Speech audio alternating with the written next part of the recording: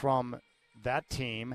And then also on Sunday, starting at 1 o'clock here on Rip City Radio 620, we're going to honor the team by playing a couple of classic Trailblazer broadcasts.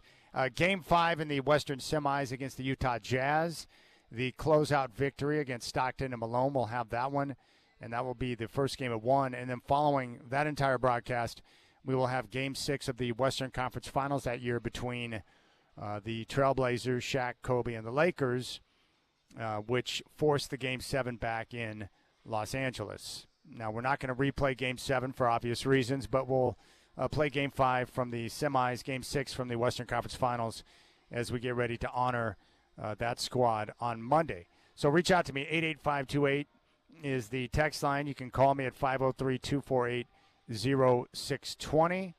And let's have fun, man. It's going to be a good day today. The weather outside is absolute garbage, so it's a good radio day. Sit inside under the blanket as we get ready for a huge sports weekend. And I'm excited because we got the college football playoff, which is going to kick off tomorrow with Alabama and Oklahoma.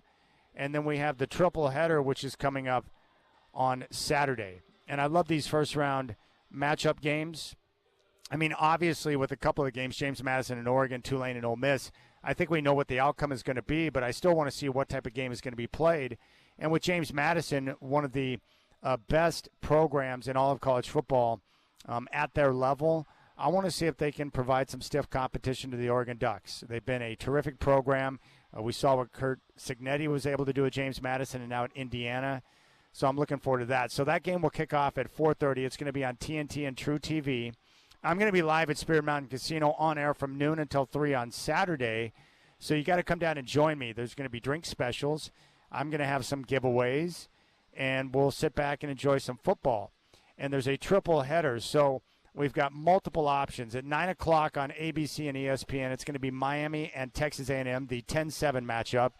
And what a great game that's going to be. The Aggies almost made it through the entire season unscathed, and the Miami Hurricanes able to get in even with a couple of losses. And I like the Canes to win a close one here. I love their play and have the entire season at the line of scrimmage. Their offensive and defensive lines, and I like their experience at quarterback. So I like Miami in a close one over A&M. Obviously, I like Ole Miss to beat Tulane, but I'm a big fan of Jake Retzloff. I like watching him play, and Tulane can put points on the board. So I'm just hoping they can provide some stiff competition. But I've been a big fan of Trinidad Chambliss, the quarterback at Ole Miss, throughout the course of the year. That game will kick off at 12:30 on TNT and True TV. The game tomorrow night is going to be on ABC and ESPN. It will be Alabama and Oklahoma. I like Oklahoma in a close win, low-scoring game. They've got the best defense in the entire nation. They also are tied with 41 sacks. They get pressure on the quarterback. They create turnovers. They're a very opportunistic group. And if you've watched Alabama down the stretch, I respect the Tide, and I love their coach. And I think Simpson is a fine quarterback, but their offense has been a miss. And I think their issues are going to come up front with their offensive line. I don't think they're going to be able to protect Simpson the way they're going to have to be able to win that game. And I think Oklahoma, like they've done throughout the year, are going to win that game with their defense. And then that's going to set up some very interesting matchups in the second round. Oregon will advance and play Texas Tech in the Orange Bowl. You'll have Alabama or Oklahoma in the Rose Bowl against Indiana. You're going to have Ole Miss and Georgia in the Sugar Bowl. And then Ohio State will take on Miami or Texas A&M in the Cotton Bowl. So love the playoff field, love the way it's set up. But most importantly for the Oregon Ducks, I just think that they have a team that is built to be able to win this time of year. And it's with the play at the line of scrimmage. I've been thoroughly impressed with the Ducks, their offensive line, how quickly that group gelled, and how they're able to really provide protection for more, but most importantly, get that balance back in the offense, unlike last year where they've been able to run it at times with dominance. They can throw the football downfield. They've got talented skill position players, and then you've got Dante Moore, who is a very competent, sharp quarterback with his legs and with his arm. But I really like the steadiness he brings in the huddle. I like his focus and the fact that he knows how to protect the football. I just think Oregon is better positioned than years past to be able to go out and compete for a championship. And if you look at the rest of these teams, I mean, they all get it done at the line of scrimmage. And a lot of teams that can not only play offense but get after it defensively. Texas Tech is one of the best defensive teams in the country. Indiana proved in that Big Ten title victory over Ohio State and the win at odds, and that they can stand toe-to-toe with anyone and get it done defensively. And they've got the Heisman Trophy winning quarterback in Mendoza, who's been terrific throughout the year. Big-time player who makes big-time throws and has proven to be very clutch. We saw that in the win over Penn State. And then you've got the team that's flying under the radar in the Georgia Bulldogs. I mean, just look at the way that they got after it defensively. And this is a team that knows how to win all three phases, offense, defense, and special teams. But the Bulldogs flying a bit under the radar, which is crazy with Kirby Smart. They, too, are aggressive, and then Ohio State, who might be the most talented team in the country. I just like the field, and I think we're going to have a chance to see the Ducks go out and really start to showcase what Dan Lanning has put together roster-wise with their physicality. And so that's why I love the field. I'm really excited about these games, and I can't wait until they get underway.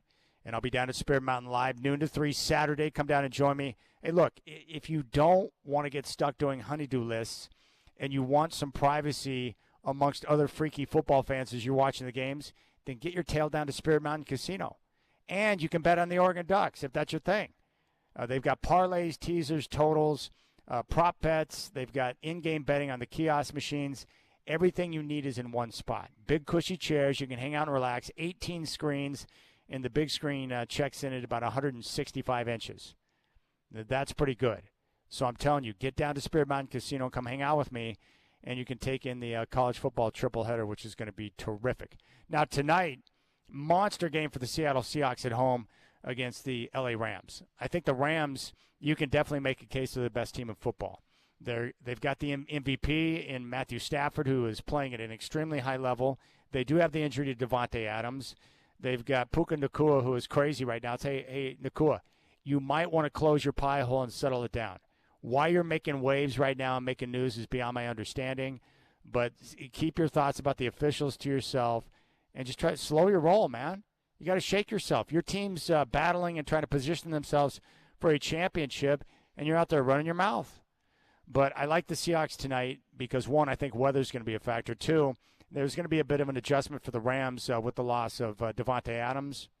But most importantly, I think the Seahawks are going to be able to do what we've seen throughout the course of the season, and that is get pressure with their front four without them to bring extra guys. And that's going to be critical against a guy like Matthew Stafford, who has seen everything and is so accurate with the football. And then on top of that, it's very simple for Sam Darnold. You've just got to protect the football. It's okay to throw it away and live to play another down. Don't force it. Don't try to take something that's not there. The turnovers are what cost the Seahawks in that first game down in L.A., and tonight, if they just protect the football and can find some semblance of balance in the offense between the run and the pass, I think their defense is going to be enough to get the job done. And it's very simple for Seattle right now. They've got a game against the Rams, against the Panthers, and they finish up the year in San Francisco against the 49ers. If Seattle wins out, they will get home field advantage throughout the NFC playoffs. And like I talked about yesterday, there are certain teams that benefit more so than others from the home field advantage. But Seattle at Lumen, with the crowd noise and with their pass rush and the way those guys are going to be able to time up the snap count, what teams on the silent count, that's going to be an inherent advantage. So they've got to take care of business. And it starts tonight with the Rams. And this is a big-time battle. These are the type of games we live for. And that's what we got this time of year with, the final few weeks of the season, because you got teams who are jockeying and battling for playoff position. But a huge game for the Seahawks. And props to Sam Darnold, who has played terrific ball throughout the course of the season and proven to, just be a steadying force in the offense. He's accurate with the football. He's just got to make sure that he picks his spots and doesn't force it. The Rams secondary, you can throw on them. They've got a great front seven. They can get pressure on the quarterback, but I think their secondary is a bit unproven. So if you pick your spots, you can be able to find some openings downfield. But I would like to see the Seahawks tonight run the football a little bit better than what we've seen of late. So find balance in the offense. Don't turn it over. And if they do that, I think they're going to be fine. And the weather and the elements tonight should benefit Seattle more so than the Rams. But you got to love this matchup here because you're taking on one of the best teams in football. And that place is going to be lit tonight. Absolutely lit. So it's everything we want in a football game. All right, so those are the particulars. I'll be down at Spirit Mountain Casino on Saturday from noon to 3. We got the Trailblazers and Kings tonight coming up at 7. That's when the game will tip off. Chris Burkhart will have game day starting at 5 o'clock. You can call the show at 503-248-0620, and you can hit me up on the text line at 88528. Mike Dunleavy will join me at 4:20, And coming up in just a couple of minutes, Sean Hyken, our good friend and Trailblazer insider from Rose Garden Report, is going to join me. We'll get the latest on the team ahead of tonight's matchup with the Kings. All right, there you have it. 503-248-0620. Hit me up on the Rip City Radio text line at 88528. You got the Rip City Drive live from Moda Center on your home of the Blazers, Rip City Radio 620.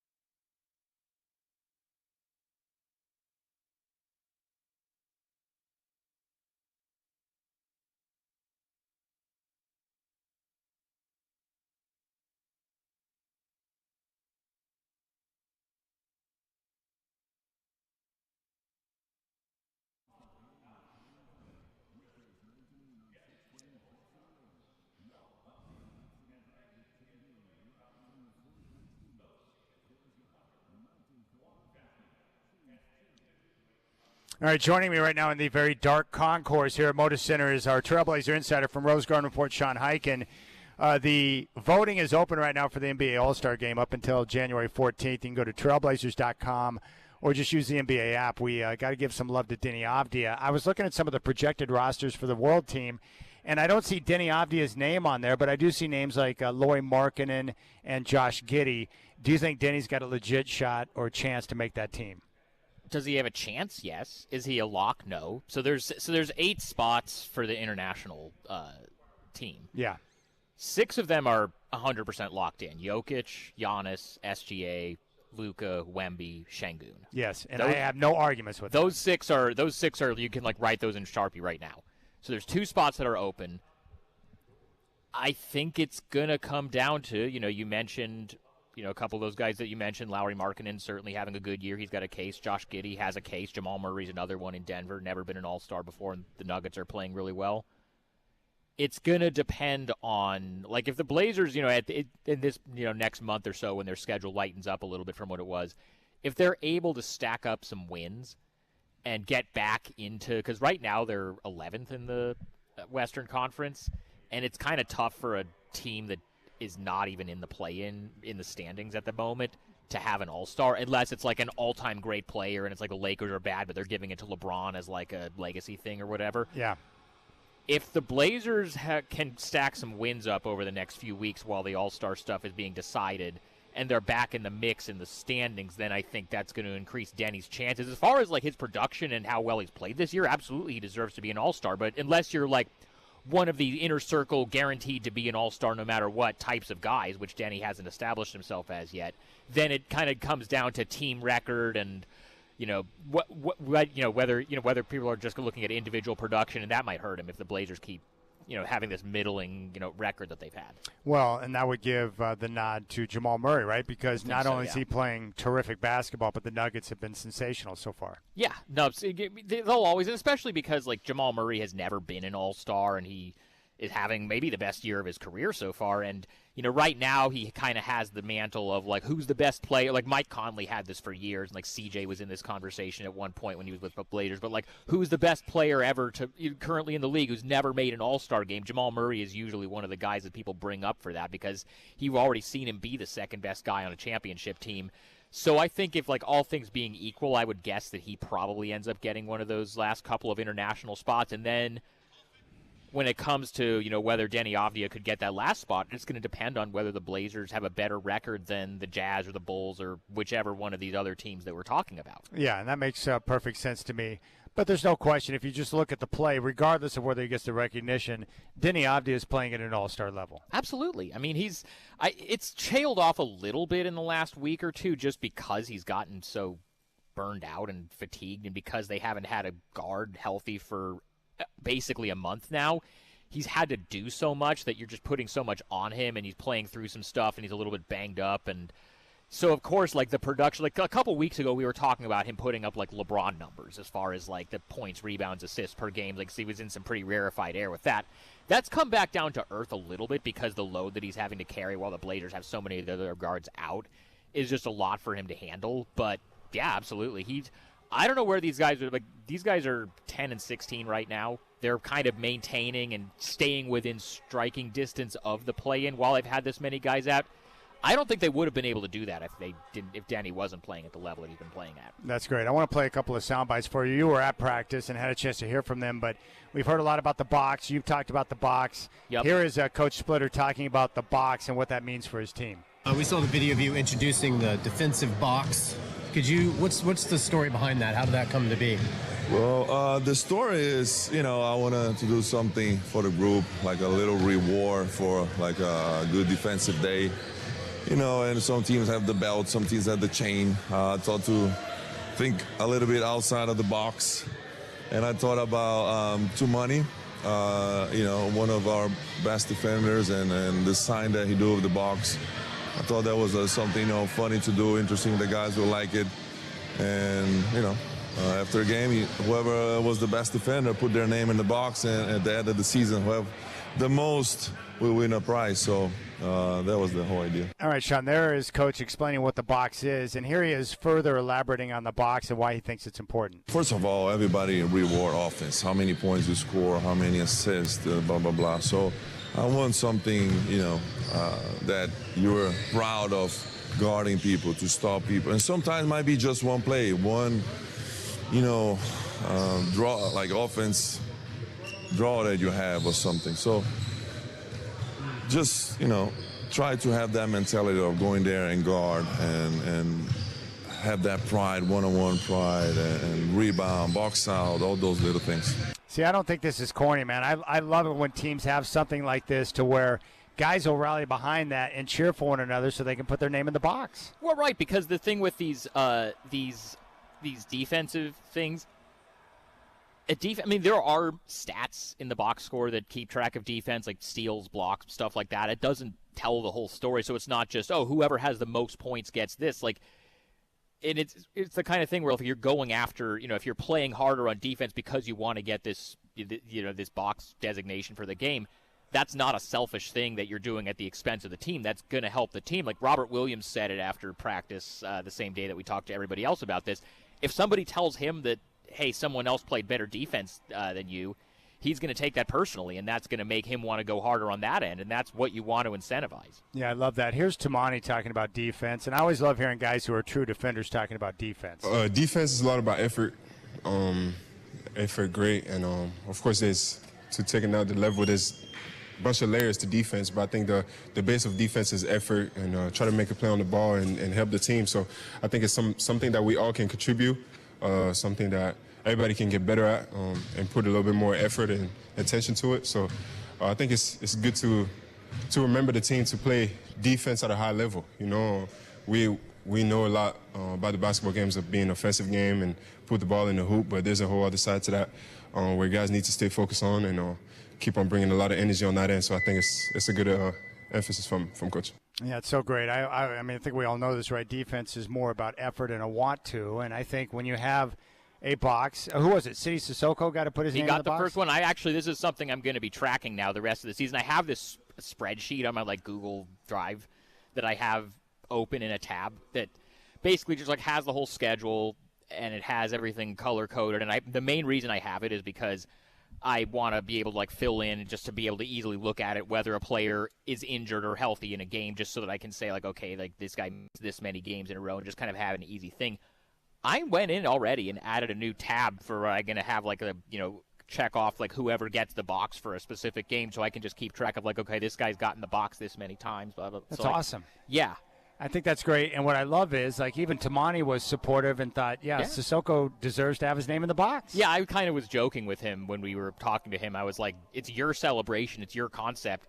They couldn't even give you the first one? What's up with that? And Tamani did get the steal at the end of the Warriors game on Steph Curry with 15 seconds left that they got it to Shaden and they fouled Shaden, and then that started the free throw game. Tamani effectively got the game-sealing steal, so if they had given it to him, that would have been a totally defensible choice because that was the biggest, the most impactful defensive play that anybody made in that game on the Blazers.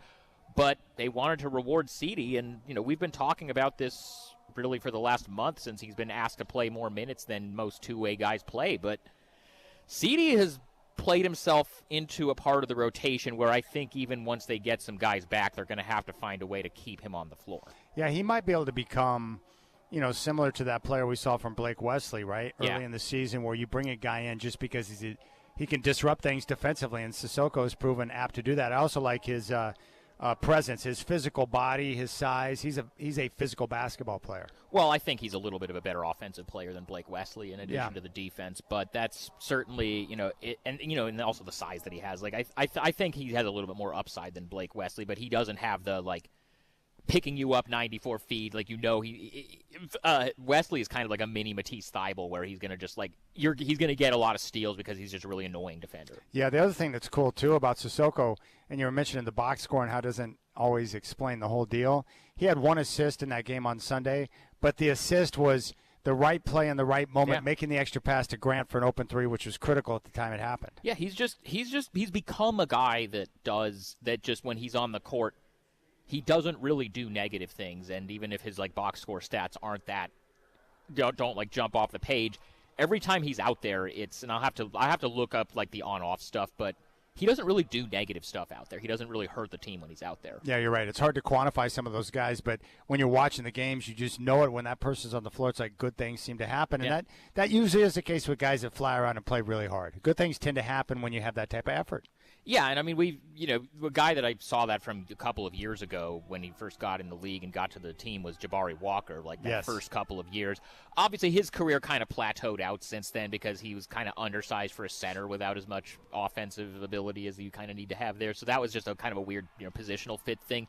But those first couple of years when he was on the floor, it was the same thing. Like every time he would get in the game, he wouldn't have this insane stat line, but he'd get a couple of rebounds, he'd grab a couple of loose balls, he'd just do a couple of little things that were like, okay, this was a positive thing he did when he was on the floor. All right, what's the latest you're hearing on the players who are out? Drew Holiday, Matisse Thybulle, Scoot Henderson. Well, they're all out tonight. That's all I really have for you since the weekend, the last time we talked about it. They're over the weekend, Tiago kind of made it sound like, if you go back and listen to that audio, it sounded like Drew was maybe getting pretty close. I thought there was maybe a chance that he could go tonight.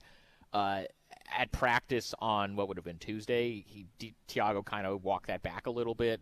Kind of said, they're still not ready yet. So I don't know. I mean, if he's not playing tonight, I would doubt that he plays on Saturday in Sacramento. So I don't know. Maybe Monday to start off the 5-game homestand. Maybe by then he'll be ready to go. But honestly, at this point, I've given up trying to guess. And they've got a back-to-back on Monday, Tuesday, don't they? Yeah, but it's all at home. Yeah, all at home. After this game against Sacramento, they've got Sacramento tonight here. Sacramento in Sacramento on Saturday. After that, they're home for the next 5 games, and they don't go on the road again until New Year's Eve. Okay, so we don't know the exact time, but we're getting closer to a return for both Holiday and Matisse.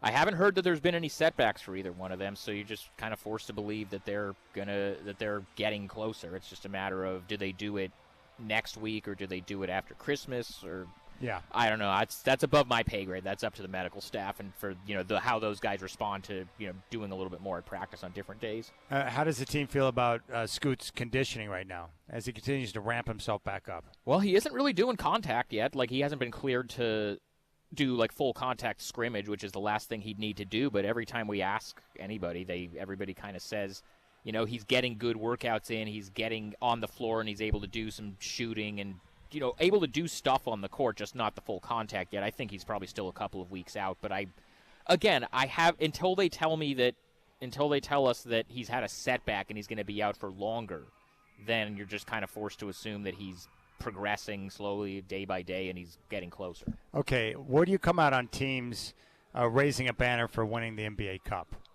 I think it's a totally fine thing to raise a banner for. I think it's more legitimate than division championship banners that teams raise stuff for. I don't know. I think I don't know what the Knicks stated reasoning for it is, but it's actually just because Dolan has beef with Silver over the revenue sharing stuff. That's what this is about. Well, yeah, I think with Dolan, he's always going to go opposite of what the league office wants him to do. Yeah. And that's him, like you said, showing frustration because of the current league revenue sharing when it comes to Adam Silver. Yeah, I think it's it's especially a team like the Knicks that has not, they made the finals in 99 and they made the finals a couple times earlier in the 90s. They have not won anything since 1973. They do not get to say we're above hanging a banner for this tournament. Yeah, that's the problem I have with the Knicks is that if you look at, for most of our lives, they have not been a relevant basketball team. No, they just haven't. It's only really been in the last 5-6 years since they hired Leon Rose and this regime took over and Rose has done a good job. He's done a good job, and they hired Tom Thibodeau and he did a really good job, and so far Mike Brown is also doing a really good job in his first year as the head coach there. And they've just been, for the last however many years since James Dolan has really been in charge, they've been kind of a sideshow, and they've just always had all these weird, everything super dysfunctional. The last 5 or 6 years since they hired Leon Rose, they've just been a competent organization, and they were able to, they made the right. It's kind of similar. Obviously he's a much, higher level player than Denny Avdia, but they kind of made the same sort of bet on Jalen Brunson, seeing star potential there when maybe other people didn't. that the Blazers did on Denny Avdia, and it worked out for them at an even higher level. That's really one of the keys to the whole thing. How much of a disappointment have the Clippers been this year at 6-20? What a disaster! Well, you make your entire team old guys, and you run the risk, like Brooke Lopez, Bradley Beal, who else? All these guys they brought in 40-year-old Chris Paul. You bring in all these guys that are older, and it can go one of two ways. It can go, hey, this is a veteran team. These are all veterans. They know what to do. We have a really high floor. Or all of those guys could just kind of fall off a cliff overnight, and that's kind of what happened with the Clippers. Are the Lakers legitimate title contenders? I don't think they're as good as, put Oklahoma City off to the side. That's its own thing. You can't really compare. Well, you and I both already think that Oklahoma City's going straight back to the finals. Hard to imagine they won't. I think Denver's got a shot. But if push came to shove in a 7-game series, you're going to pick Oklahoma City. Make me pick a team right now. I'm picking Oklahoma City. I Yeah. don't think it's like a Kevin Durant Warriors. Like nobody else should even bother showing But up. Denver could challenge them. Denver could. What about Houston? Maybe. What about San Antonio? I think it's a little early for San Antonio, but I don't know. How many times? It's been, 3 years in a row that we've seen this happen with the Cup, where Indiana kind of establishes themselves in the Cup, and then they are able to make the finals run the next year, and then the Thunder do the same thing the year before they win the title. Maybe next year is San Antonio's year. Yeah, it's quite possible. I guess, we're now a quarter of the way through the season. I've just been impressed with the Lakers. Yeah. I did not expect them to be this sound on both ends of the floor. They've hung in there. They've done. Who's been really good? It's our guy Da. He's been solid for them. Yeah, it's been about the best case scenario of what people thought when they signed him.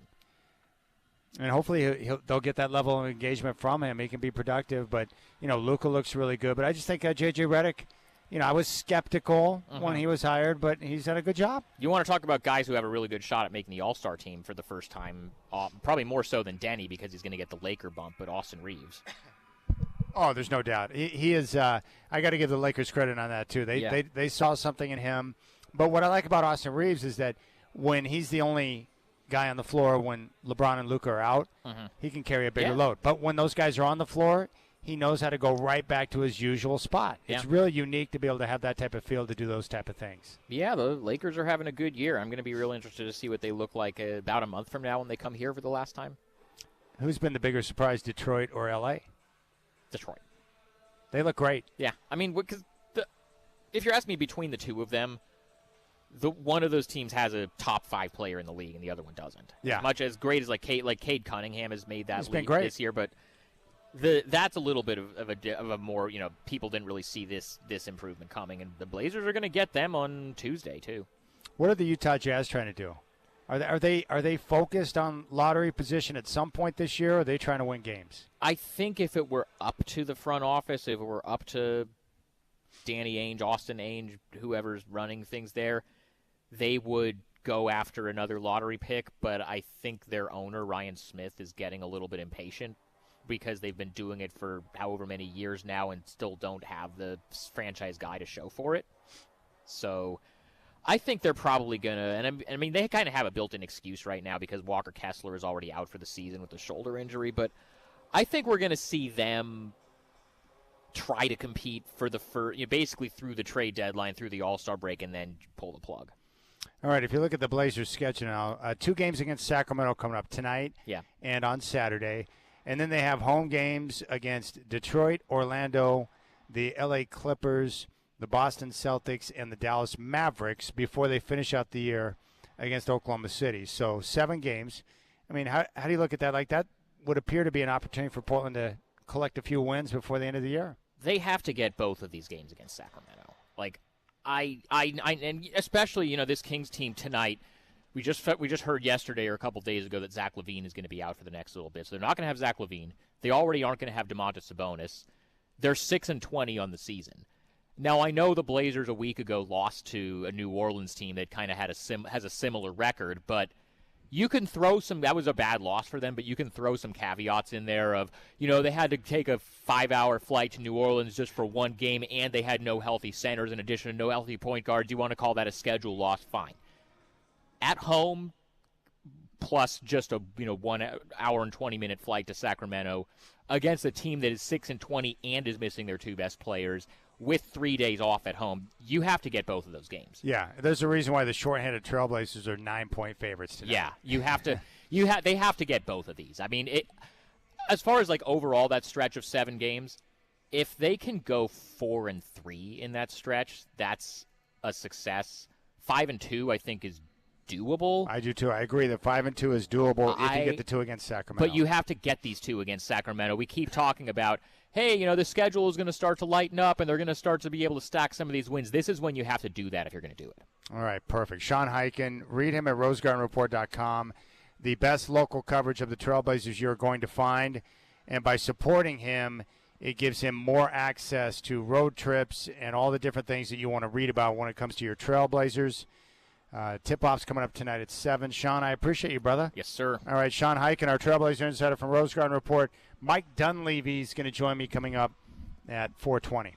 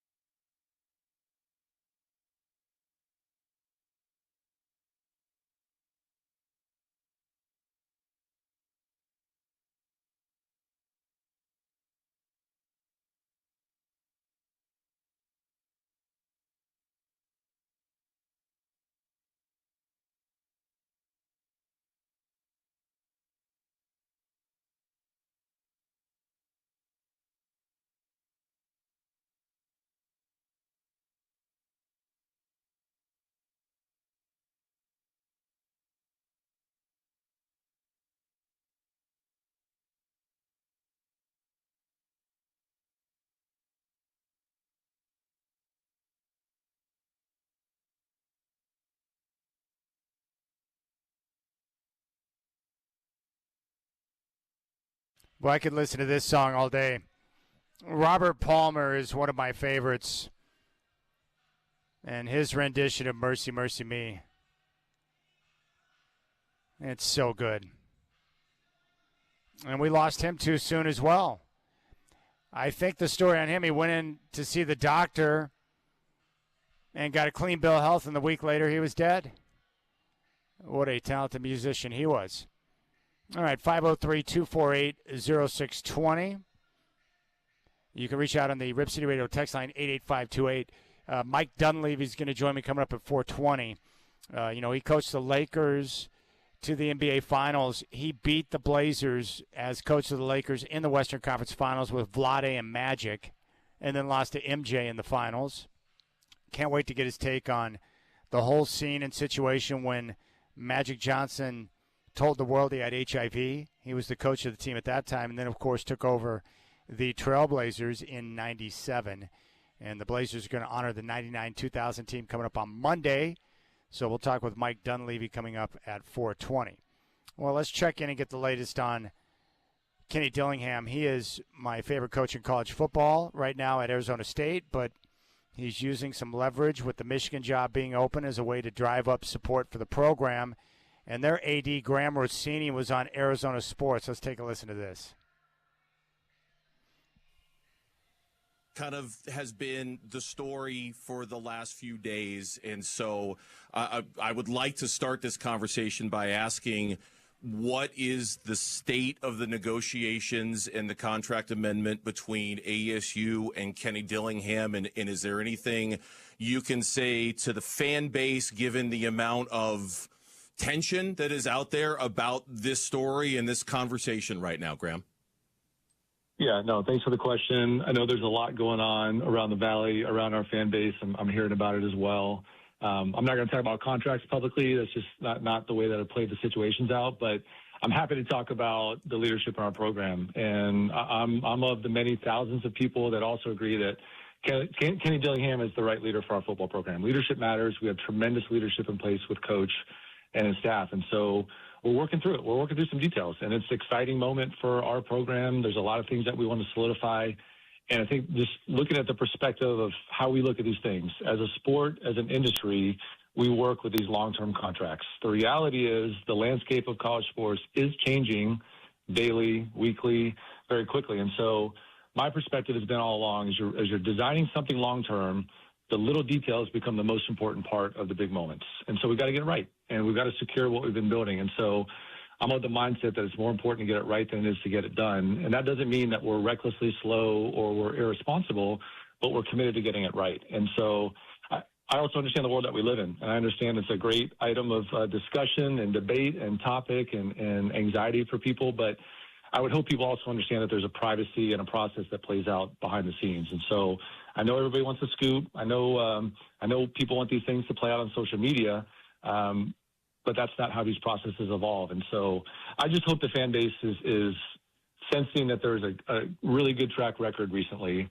that reflects confidence in how we're approaching athletics. We retained coaching staff in football last season proactively. We've continued to invest resources in our program. We're continuing to make significant progress on the football facility. We've got some fun news on that project that you'll hear more about in January. And so we're hard at work. We're hard at work doing all of it. But again, from my perspective, when you're going through long-term commitments and arrangements, every little detail needs to be right, and we're focused on making sure that all those details can be as right as possible. All right, there you go. That's Graham Rossini, AD at ASU. All you Duck fans out there should be, thanking the good Lord above that you've got the system in place and the support that is needed to be able to run a big-time college football program.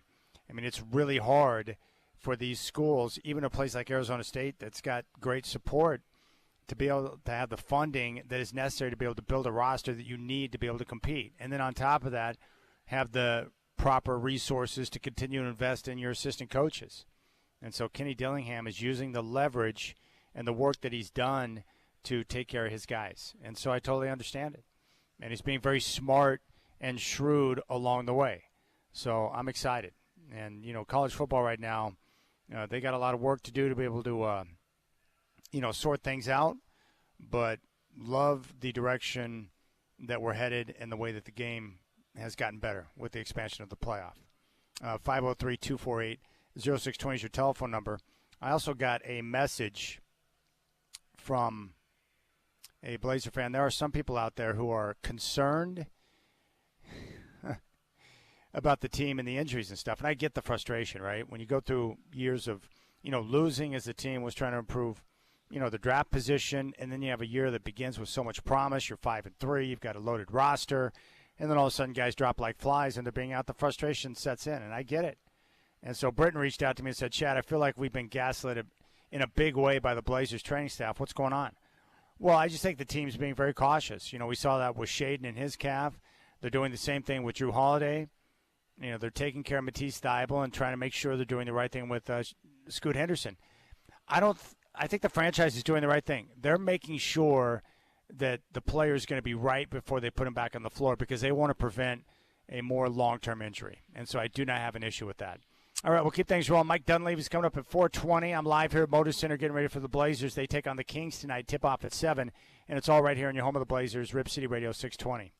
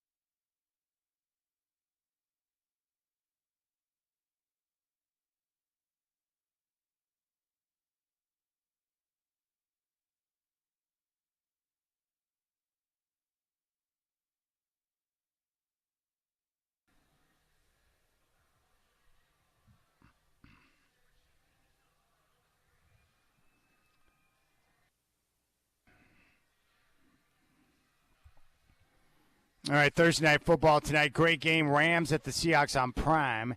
That kickoff's going to be at 5:15. Seattle right now favored by 1.5. If Seattle wins out, they will get the number 1 seed in the NFC. They've got games against the Rams tonight, Panthers, and 49ers. That's who remains on the schedule. Trailblazers are in action tonight. The Sacramento Kings are in town. Tip-off at 7. I'm live from Moda Center up until 5, and then Chris Burkhart will take over with Blazers Game Day. I've got former Trailblazer coach Mike Dunleavy. He's going to join me today at 4:20. Sean Hyken stop by at 3:20. You can podcast the show on our free iHeartRadio app or check us out at Rip City Radio 620 on YouTube. College football playoff starts tomorrow with Alabama and Oklahoma. Triple header Saturday. I'm going to be live at Spirit Mountain Casino noon to 3 with a special Rip City Drive. Drink specials. I'll have giveaways, 18 screens, and a big screen at 165 inches. The Ducks game kicks off at 4:30 against James Madison. They are favored by 21.5.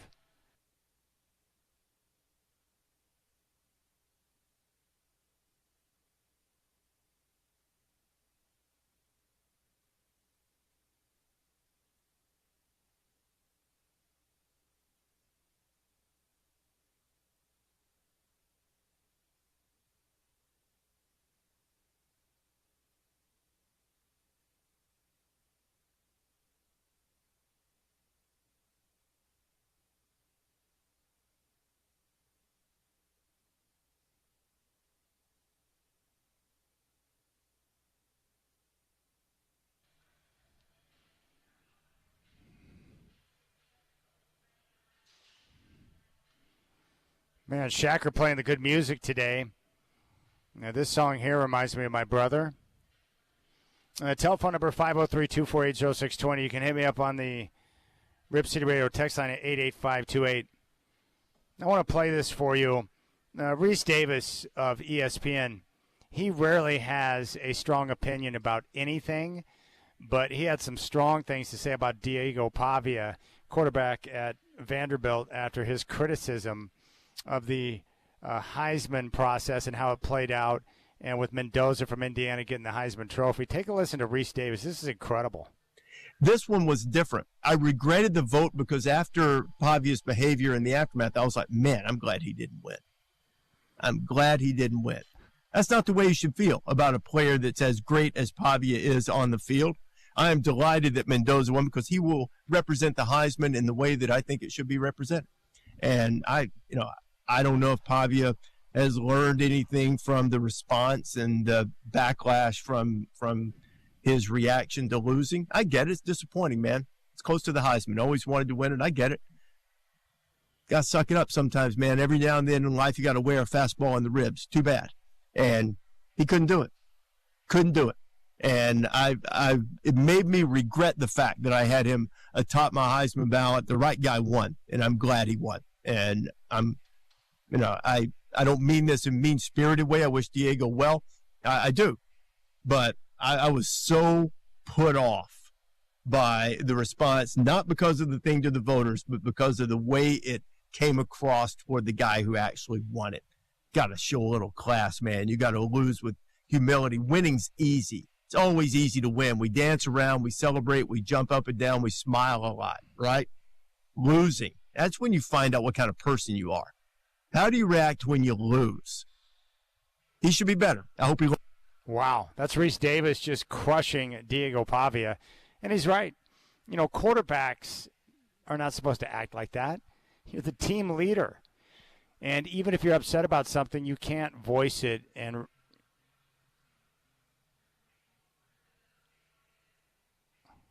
how did I have an EAS alert during the show?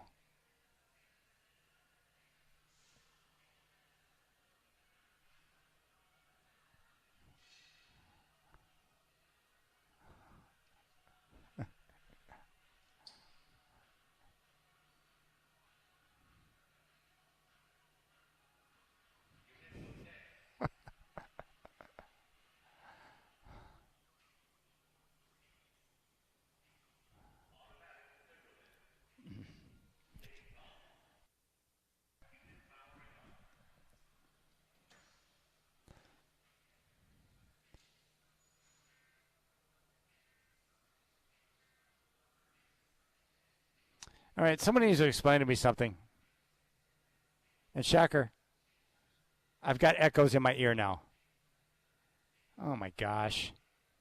Oh, there we go. It's gone. But that was you know what? This really irritates me. I do not understand why an EAS report was playing over the top of me during the show. Maybe Shacker can explain that. And also, after all these years, why does an EAS report that apparently is communicating important information about potential flooding, why does it sound like it came out of like some box like 200 years ago? Why does it sound like that? And why was I it? just heard the words Johnson Creek. That's all I could figure out. But yeah, it sounds I've seen that creek flood before, so it sounds So right now. when there's a legitimate EAS report, does it just fire over the top of me regardless? It was going to fire automatically in a couple minutes, so I was just trying to smoothly get it in after that soundbite. All right, so did they hear the audio? Did they hear the audio of Reese Davis? Yeah, it started right when that soundbite ended. Okay, good. Well, we heard from Reese Davis his strong opinion and take on Diego Pavia. And I agree. You know, as a quarterback, whether you like it or not, you're supposed to act and carry yourself in a way that's different than everybody else on the team. And the part that's amazing to me is, like, I understand that Diego Pavia is a competitor and wanted to win the Heisman, but is he like a moron? How did he not know that Mendoza was going to win the Heisman Trophy? How did he not know that? Because the voting wasn't even really close. I didn't even give it a second thought. And once I saw the Indiana Hoosiers finish out the season unbeaten, there was no doubt in my mind that Mendoza was going to win the award. Like, everyone knew that Mendoza was going to win the award. It's freaking Indiana winning a conference title for the first time in 60 years, and they beat Ohio State, and they won at Oregon, and they're the best team in the country, and he's a quarterback. Now, I'm not trying to take anything away from Pavia. The fact that Vanderbilt finished the season with 2 losses and nearly made the playoff is truly remarkable. That's Vanderbilt. That's another one of those programs or teams that's been god-awful most of my life. And now, all of a sudden, they are a relevant football program with a big-time quarterback in Diego Pavia. It's pretty awesome. So I'm just surprised. Maybe they should have run an EAS report after conference championship weekend to Diego Pavia to let him know that not only was Johnson Creek going to flood, but that Mendoza was going to win the Heisman Trophy. But come on, Pavia. And if you get Reese Davis to come out with a strong take about you and your attitude, that's when you know you messed up. That is pretty amazing. All right, 503-248-0620 is your telephone number. You can reach out to me on the Rip City Radio text line at 88528, 88528. A couple of things I want you to hear from Coach Splitter. First off, his message to the team. He had a chance to speak at practice yesterday. And what was his message to the team after the win over the Warriors on Sunday? And they get 3 days off in preparation for the game tonight. Well, it's always, good. And I just trying to advise them not to relax, because that's human nature. You relax after a win like that, and we don't have space for that. We got to still, maintain focus, stay focused, and work on the stuff that we got to do.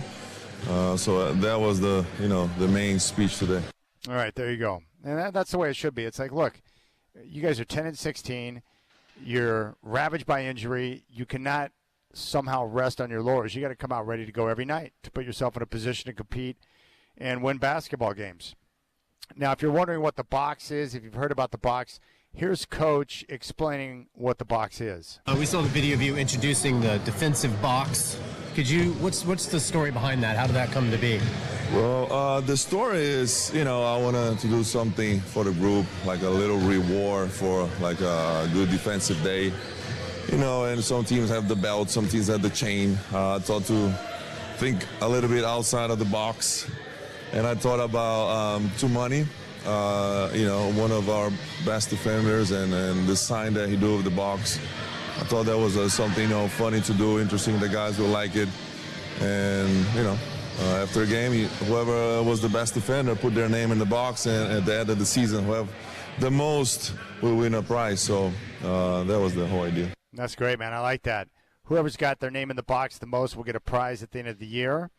Here's Tumani the best defender on the team, talking about the box. Excitement. I think it's something that helps a lot of teams, be able to have something to focus on every game.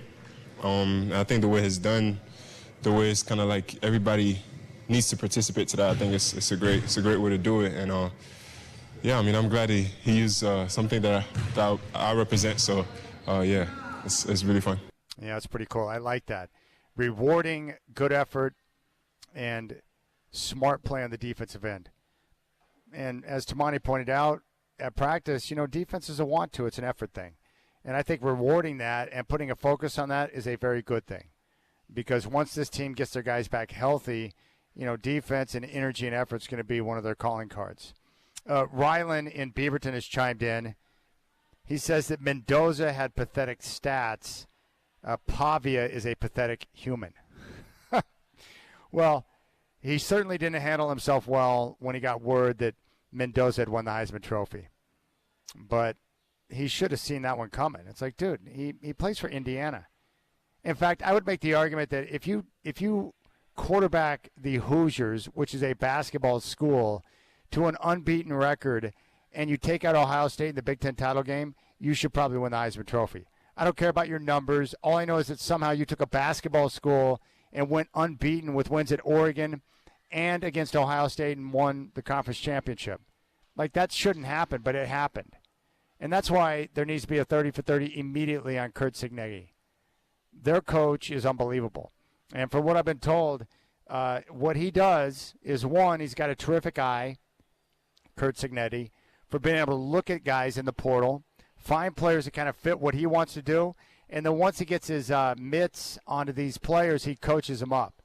Like, literally is big time in terms of coaching them up and getting them to play at levels that they probably didn't even think were possible. I've just been in awe of Kurt Signegi throughout the course of the season, and after seeing them throughout the year, they are absolutely one of the true contenders for the national championship. One, because they have a great quarterback who's clutch, but most importantly, because they have a great coach.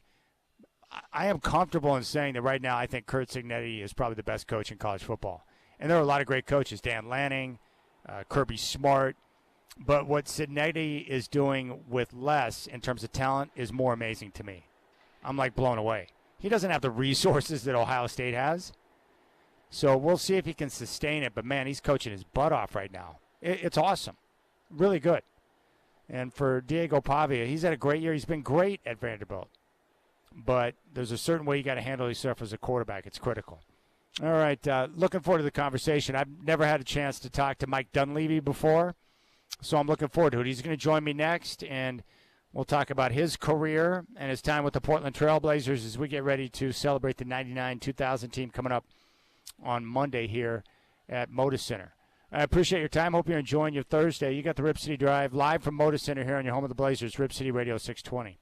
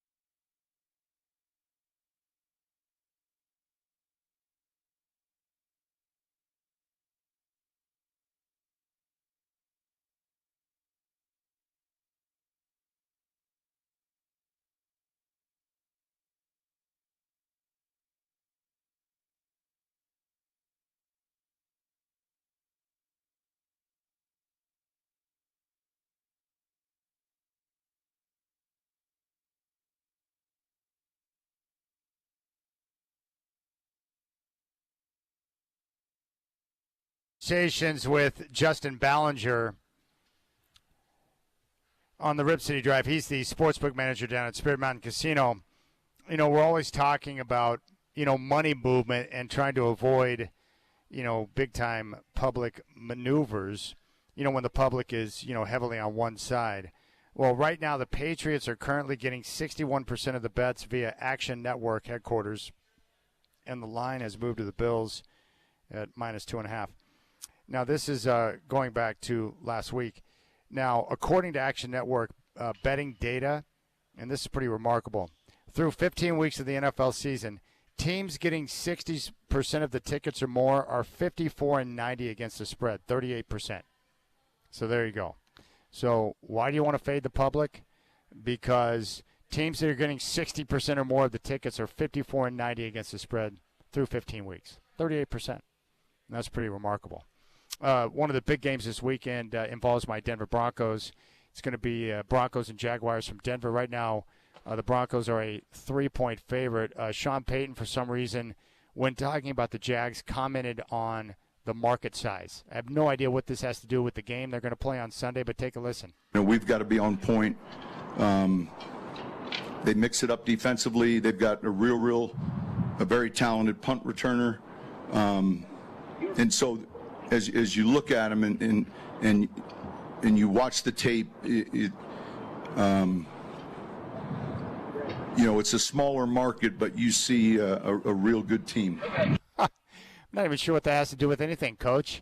Why would you comment on the market size? Oh, my goodness. It's going to be a big-time game. These NFL teams right now, like the Seahawks, it just got reported, too, that Devontae Adams is out for the game tonight with the Rams and Seahawks. I didn't expect him to play to begin with, so I didn't need the report to know he's not going to be available. But that's another situation that Seattle's got to capitalize on. Because if you want home field advantage, they obviously have to win this game tonight. And you lost the first one on a missed field goal and multiple turnovers. So the key tonight in the elements up there is take advantage of what you got. The crowd noise, being able to get off and time the snap count, and get pressure with the front four without bringing the extra guys. That's really what it comes down to. And if they can do those things, they're going to put themselves in a position to win. But the key is going to be for Sam Darnold to make sure he protects the football. And sometimes being the great quarterback is just making the good decision, not forcing the issue, not trying to make a play that's not there, but learning to throw it away and live to play another down. And when you've got a defense like the Seahawks do, they're in a great position to do that. But, there's a lot of teams in the NFL right now that are looking really good as we approach the postseason, but we have so many questions, like with the Patriots, 11-3, coming off the loss to Buffalo where they're up 21-0. Are they too young to be able to have great postseason success? Love what I've seen from Drake May. He's been attacking downfield, opportunistic on defense, and Mike Vrabel is a great coach.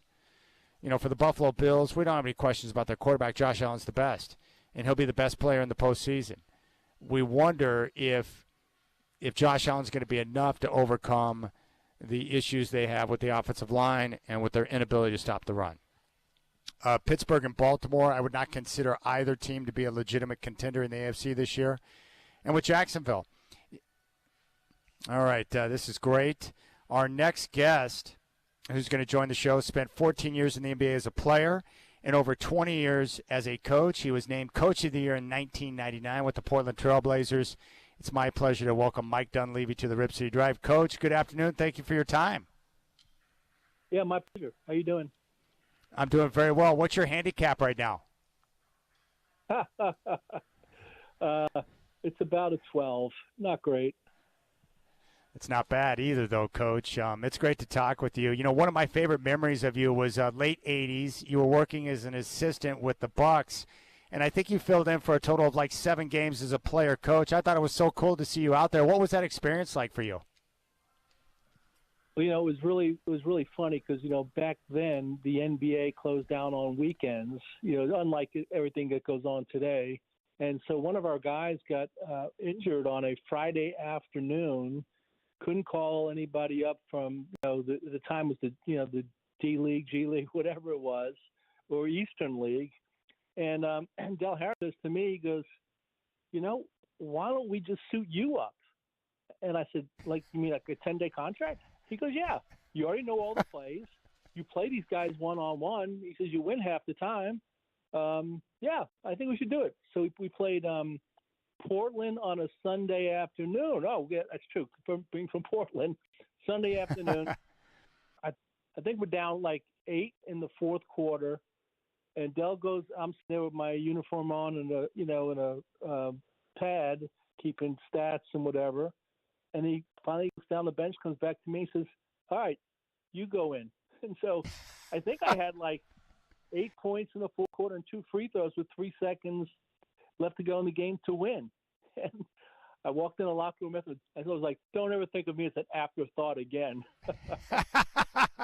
No, it was great because that was back when I was younger, before the internet, and we didn't have access to all the highlights and stuff. And I was watching TBS one night, and they were showing highlights, and I'm like, is that Coach Dunleavy on the floor? And so I thought that was pretty neat. But, early in your playing career, Coach, you made it to the finals twice. You were on the Sixers team that lost to the 77 Trailblazers, and then the Rockets in 81 that lost to the Celtics. What was the experience like to reach the finals twice so early in your career? Well, the first time around, I mean, we felt we should have won that series. The Trailblazers, we won the first 2 games at home. And at the end, I don't know if you guys remember this, but at the end of game 2, there was a fight. I don't know what happened, but like Doug Collins had Bobby Gross like in a half Nelson, and Daryl, I think, throws a punch at him, and Gross ducks and it hits Collins like in the shoulder, and then Maurice Lucas comes up and hits Dawkins with like a forearm to the back of the head or whatever, and those guys square off, and I jump off the bench because it was down the other end. It was in front of the Trailblazer bench, and I get grabbed from behind, and it's Henry Bibby, and he goes, Rook, where are you going? I said, our guy's in a fight. He goes, Rook, we don't get into it till that guy gets into it. He points for the half court, and Dr. J is sitting down like an Indian chief with his legs crossed. He goes, when he gets in it, we get in it. Yeah. Man, that's a remarkable series. I agree. Majority of people thought the Sixers are going to win that series. What I should have finished with, then the momentum switched. They played great.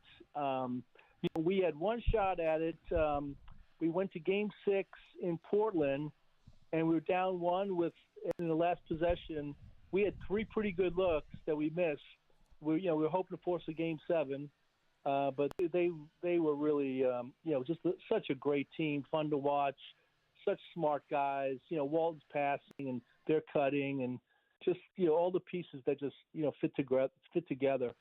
That would have been Coach, a great win, but I thought they were amazing.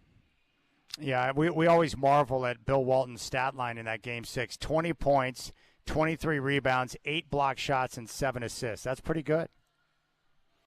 It's pretty damn good. And I'll say this. The next year, those first 55 games or so that he played before he got injured was the best I seen anybody play. He was just amazing.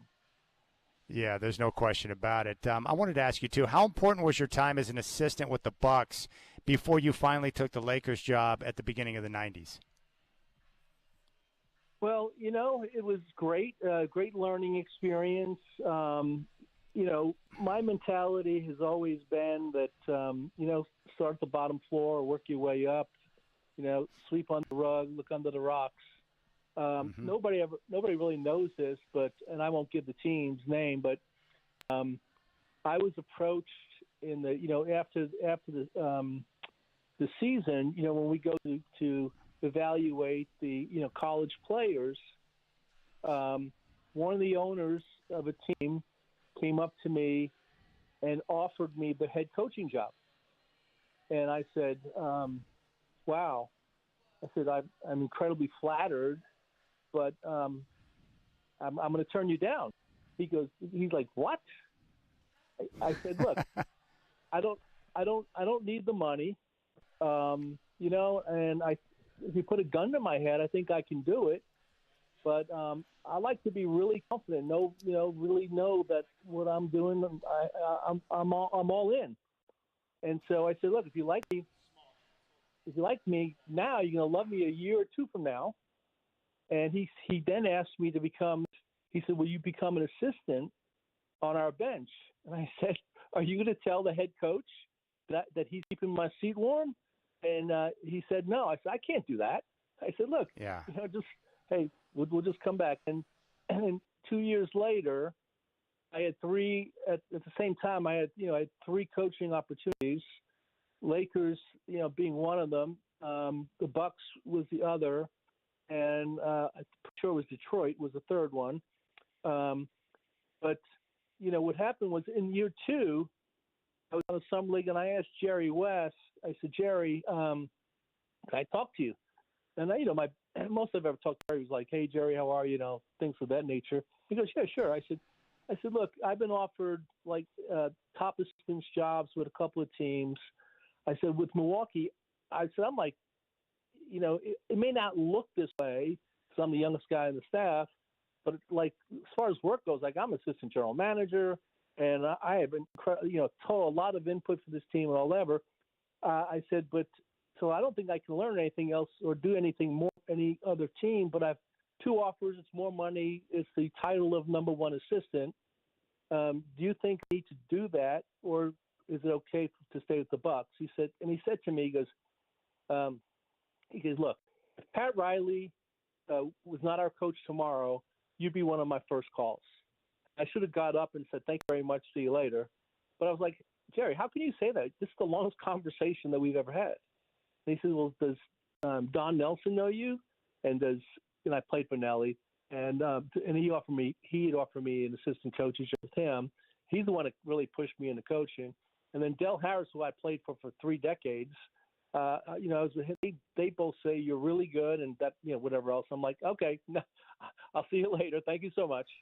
And then the next year, it turns out I'm out in L.A., R&R with my wife, staying at the Bel Air Hotel. I call up Mitch Kupchak. I said, we're contemporaries from New York. I said, hey, you want to go out to dinner tomorrow? He goes, wow, when the season's over, you're really out, huh? Because we play Phoenix tomorrow night, game 3, or I think it was game 3. And he said, you want to come? And my wife's listening to this conversation. She knows. And she goes, he's asking you to go to the game, right? I'm like, yeah. She goes, it's fine. We can go if you want. So I said, yeah, we'll go to the game. The next day I'm down in the Brighton Cafe in Beverly Hills having breakfast, and I read the National, that sports paper that was, in vogue for a couple of years. And it's in the notes, it says, look, if the Lakers lose tonight, look for Mike Dunleavy or Doug Collins to take this team to Hawaii next year. Wow. And I'm like, how crazy is this? So I call up Mitch. I said, Mitch, have you seen National? He goes, no. I said, so I tell him what it says. And I said, do you think I should come to the game tonight? I kind of look, after this, it might look funny that I showed up. He goes, no, come. And he says, oh, let me ask Jerry. So he takes a little bit, comes back, he chuckles. He says, no, you know what? Jerry says, you're right. You probably shouldn't come to the game tonight. And so my wife and I go to Ivy at the Shore, and coming home in the car, my rental car, there's 2 minutes left to go in the game.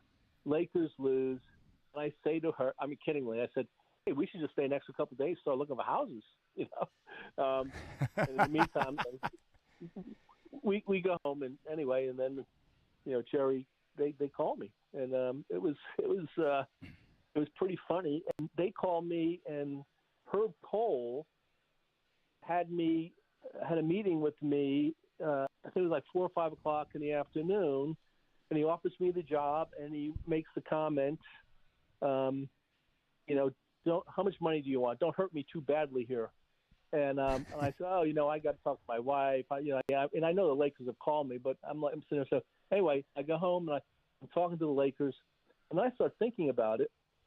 And they're paying me. They're going to pay me a lot of money, $500,000. I think I would have been the second highest paid coach in the league at the time. And I start thinking about it.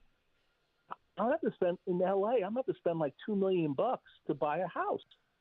I'm like, $2 million. I make $500. I could lose that. In no time. So I come back to Jerry and I said, I don't know that I can make this close to the same money. I already own my own house here in Milwaukee. He goes, Mike, what are you talking about? It's California real estate. It never goes down. I said, oh, really? I said, oh, in that case, basically I want to put. whatever I spend on a house, if you fire me or don't renew my contract, I have 6 months to sell the house.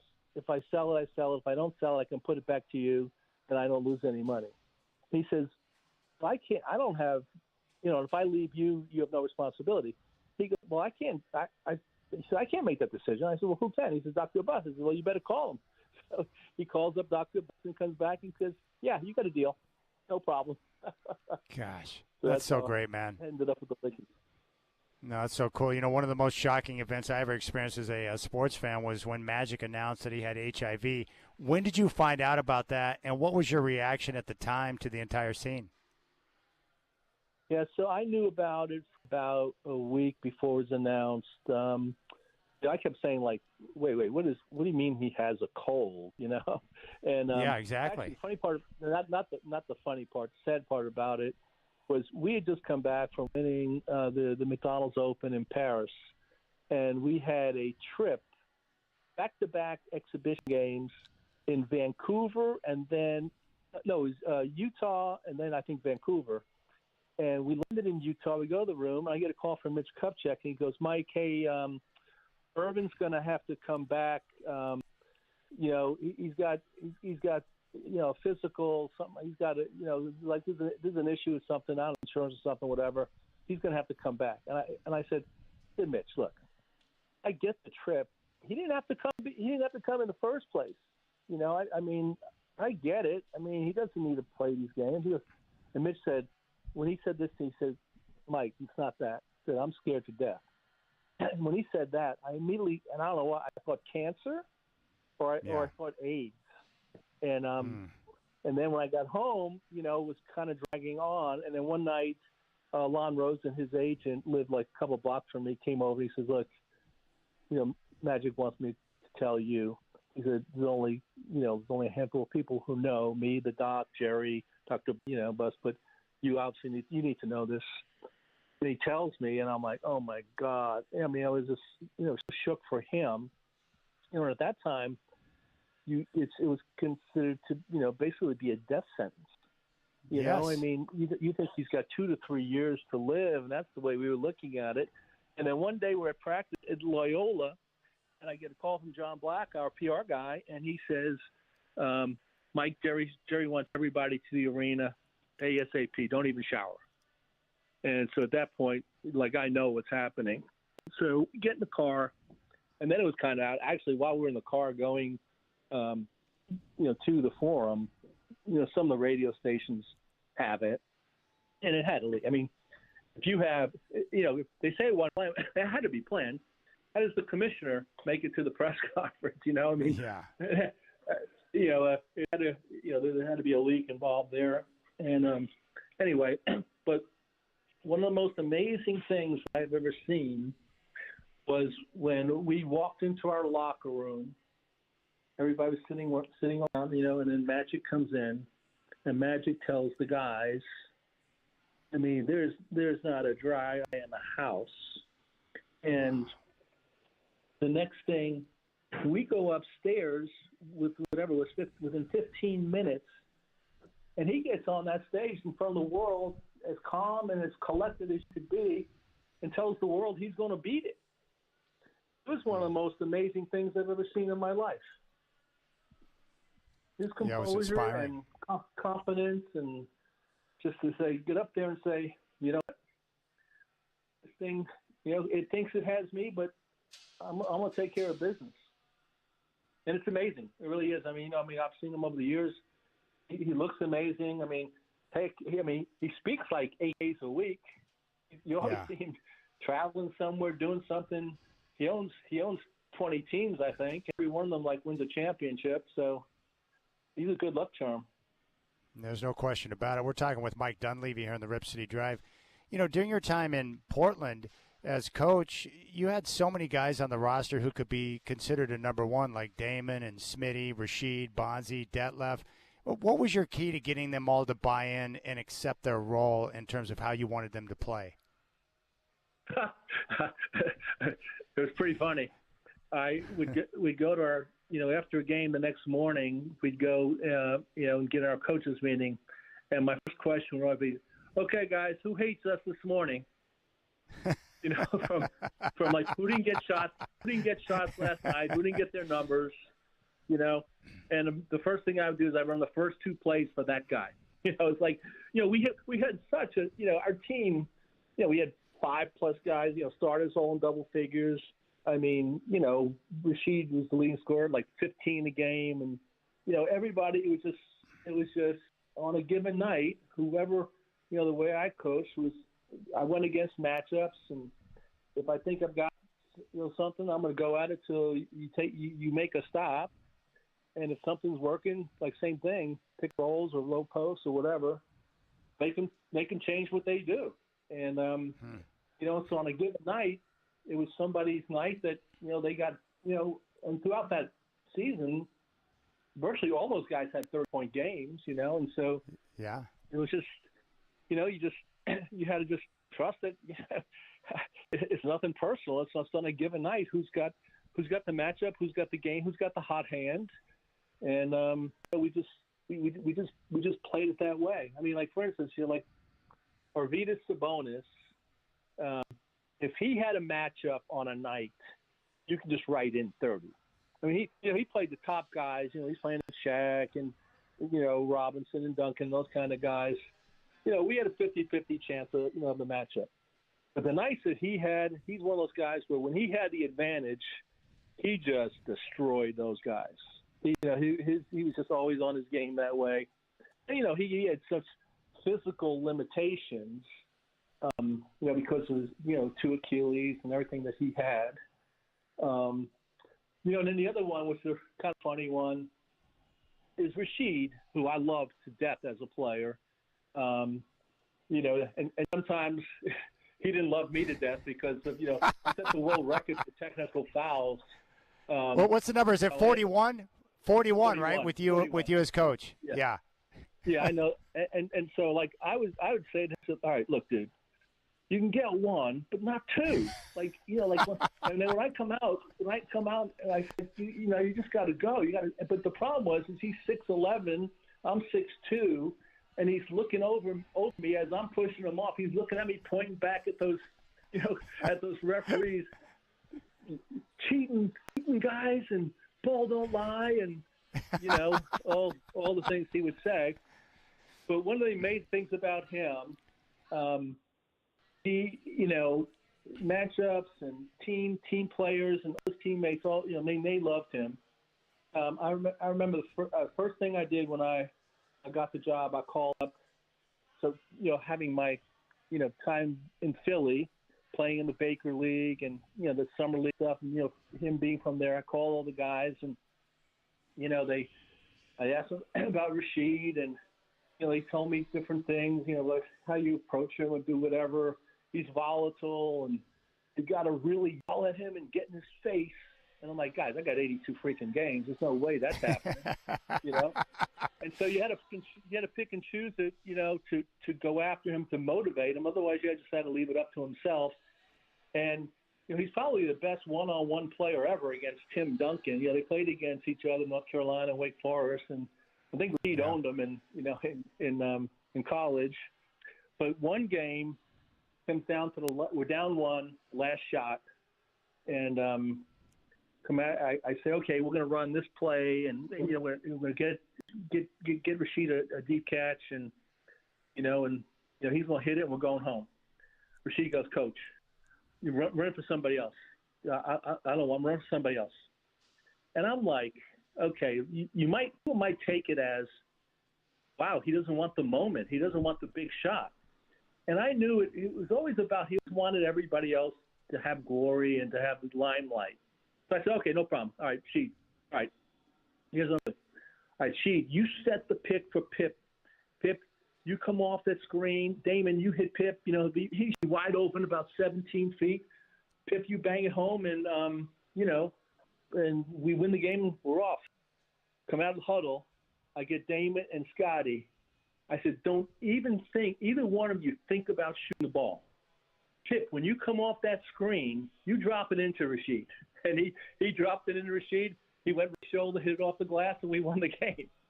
That's awesome. You know, it was just he wasn't afraid of the moment. He wasn't that. You just had to know him as a personality that, he just thought about his teammates. He wanted them to always, he never one time ever asked for a shot or anything. That was just his nature. That's great. The crazy part about that Game 7 loss to the Lakers, Coach, was, in the fourth quarter, you guys, I think, only had one turnover, and the defense, at least through my eyes, looked pretty sound, but you missed some shots. I'm just curious how you see it looking back on it. Yeah, what bothers me, having been down 3-1 to those, to the Lakers, and they win. I don't know, they had 65 plus wins that year. They had the most wins in the league. We might have had, we had 59. We might have had second. I'm not sure, but if anybody was to say who are the two best players, I'm going to say Kobe and Shaq in whatever order. So they had the dominant players. Our guys are down 3-1. We come back tied up 3-3. We come in and we play that game, and we get we get up 13 going to the fourth quarter, and then Smitty makes a bucket. I think we got 15, and then they went on a run. We missed 13 straight shots at one point, like I think with the 10-minute mark, whatever, down, and of those 13 shots, 11 of them were great, and 2 of them were just good. One of them was a long shot by Pippen, who was open, but he wasn't known to be a long-range shooter. And we only had one turnover, and we only had one defensive miscue. And the biggest question for me in that game was the fourth quarter was to take Rashid out and give him a rest, or to try and run him all the way through. And I took him out and gave him a rest. If I had tried to run him all the way through and then we didn't make shots, because both he and Smitty had around, I think had 30 points in the game. Then I would have, I don't know what I would have done. I would have jumped off a building.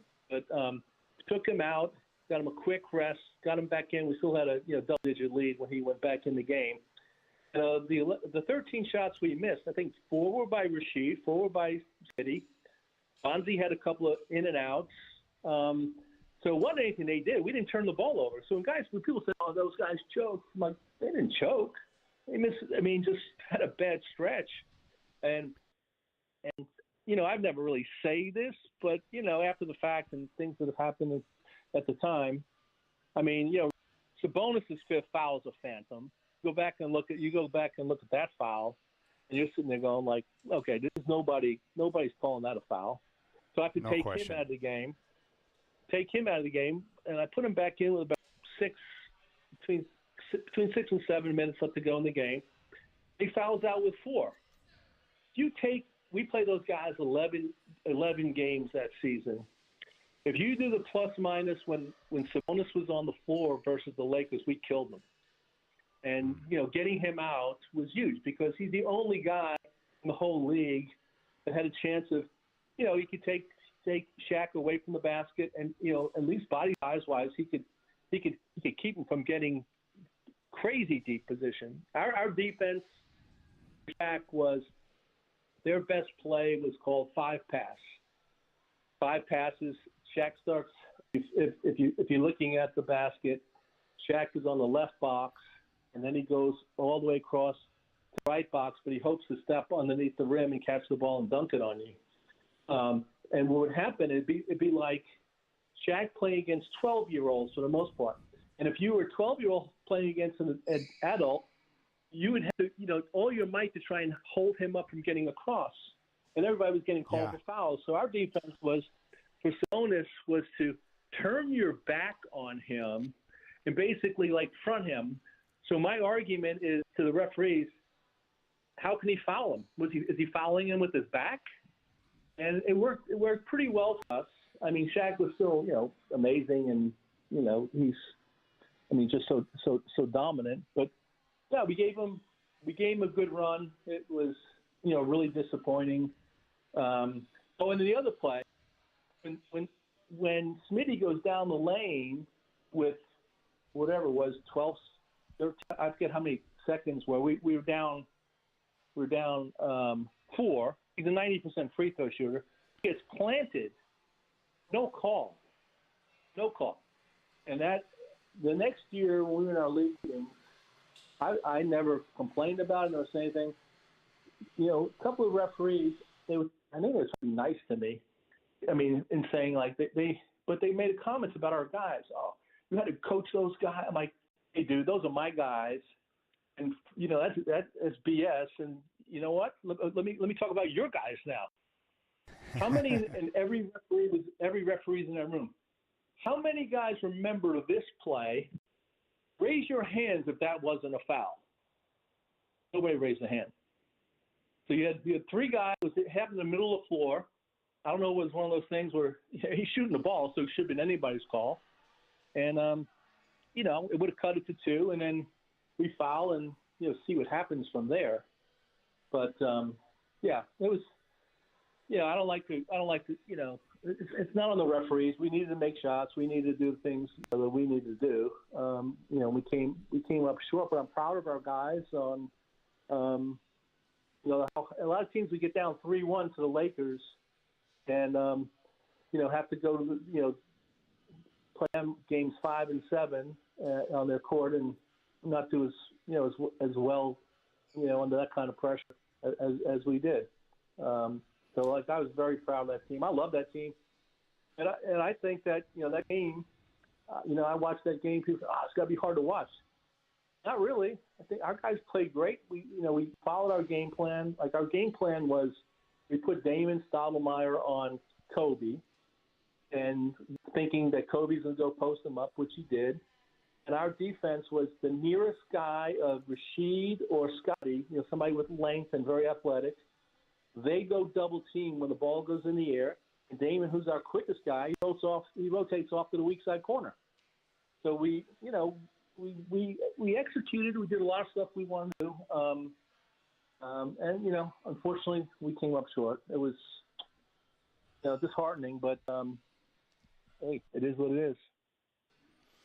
Well, Coach, you definitely have etched out your place in Trailblazer history, and Rip City definitely would agree with your assessment on the Game 7 breakdown there. But, Coach, I just want to tell you congratulations, man, on a long and fruitful career, and also to see all 3 of your sons doing so well. It's been a pleasure to talk with you, and I'm glad we get a chance to celebrate your squad on Monday.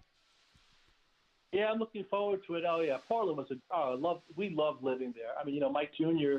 at Jesuit, I mean, they had a great run. I remember going in to the Jesuit gym on Parents' Night. I walk in there, I started looking at all those banners in the gym at Jesuit, and I finally found basketball, and I'm like, damn, they hadn't won their league since 1973. I went home, I said, Mike, you got your work cut out for you here. That's but great. We really, all of my whole family, we absolutely love living there. For a lot of years, we came back and visited our friends. So I'm looking forward. Yeah, I haven't been there in a while. Obviously since playing, but coaching. But yeah, we loved it.